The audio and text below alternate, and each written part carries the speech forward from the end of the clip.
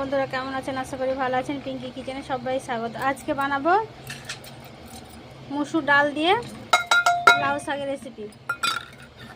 দিলাম মসুর ডাল দিলাম লাউ শাক,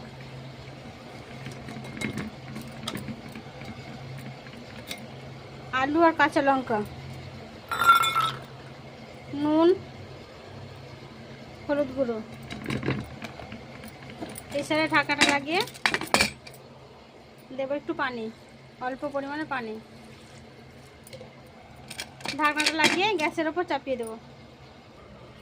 গ্যাসের ওপর বসিয়ে দিলাম, একটা সিটি পড়বে, তারপর নামিয়ে নেবো।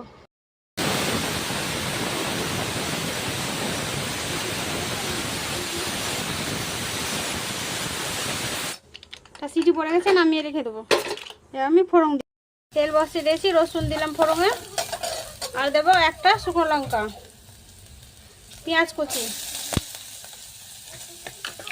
এটা লাল লাল করে ভেজে নেবো।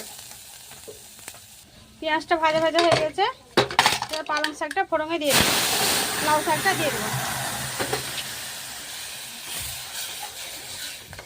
দেখেন লাউ শাকটা আমার কি সুন্দর হয়ে গেছে।